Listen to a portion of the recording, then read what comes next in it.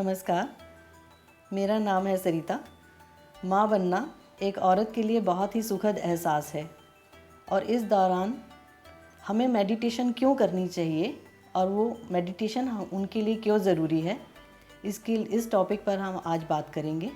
माँ बनने के दौरान बहुत सी परेशानियों का माँ को सामना करना पड़ता है, जैसे जी मिचलाना, सुबह की आम परेशानियाँ, बीपी बढ़ना, ऑक्सीजन लेवल कम हो जाना, बच्चे की ग्रोथ में और माँ के स्वास्थ्य पर जो बुरा असर पड़ता है, उन सब से निकलने के लिए मेडिटेशन करना एक और बहुत ही सुखद एहसास है।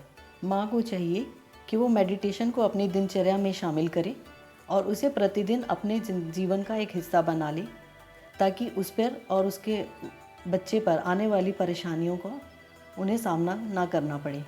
मेडिटेशन करने के लिए हमें कोई समय की पाबंदी नहीं है, हम किसी भी समय इसको कर सकते हैं और इसको करने के लिए आपको किसी खास पोस्चर की ज़रूरत नहीं होती।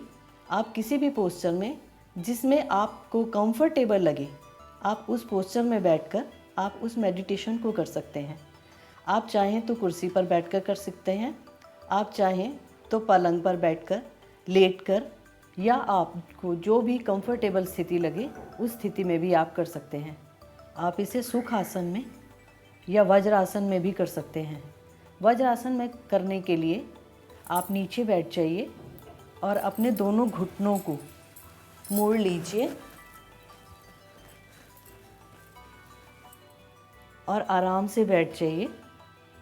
आपके पैर के एक अंगूठे पर दूसरे पैर का अंगूठा आना चाहिए और इस स्थिति में बैठकर आप ज्ञान मुद्रा बनाइए। आराम से बैठकर आप मेडिटेशन कर सकते हैं या फिर आप सुख आसन में भी इस मेडिटेशन को कर सकते हैं। आप दोबारा से सुख आसन की स्थिति में भी बैठ सकते हैं और इसमें भी आप ज्ञान मुद्रा बनाइए, जो आपके तनाव को दूर करने के लिए आपको मेडिटेशन के साथ साथ ये मुद्रा भी आपको मदद करेगी।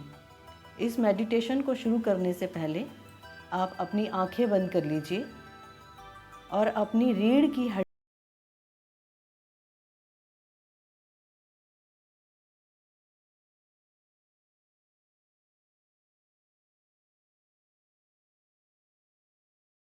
वो बाहर आए सांस, और उसी गति से वो सांस को आप अंदर लेते जाइए।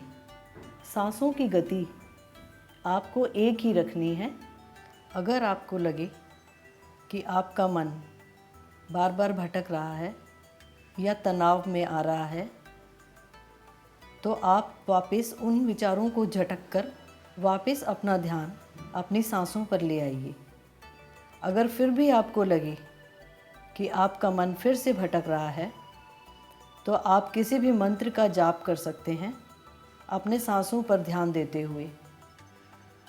अगर इसे भी ना करना चाहें तो अपनी कोख में पल रहे अपने बच्चे का एहसास कीजिए और उससे बातें कीजिए और अपनी सांसों पर ध्यान देते रहिए।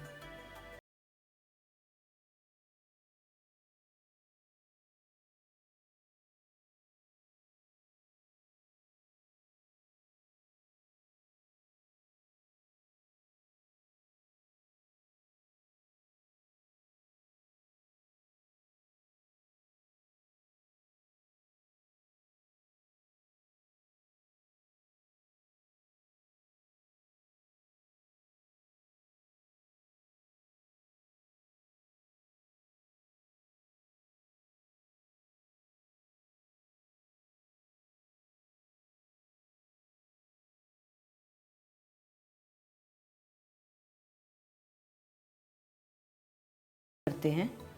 अगर गर्भवती महिला प्रतिदिन इस मेडिटेशन को करती है तो सिर्फ उसे ही नहीं, उसके बच्चे को भी इसका पूरा लाभ मिलता है। और जैसे जैसे दिन बीतते चले जाते हैं, उसे गर्भवती महिला को एक सुखद अनुभूति का एहसास होता चला जाता है। साथ ही साथ हमारे शरीर में जो चक्र हैं वो बैलेंस होते चले जाते हैं, जागृत होते चले जाते हैं, और जो हार्मोन सिस्टम में अगर कोई परेशानी आती है तो वो भी बैलेंस होते चले जाते हैं।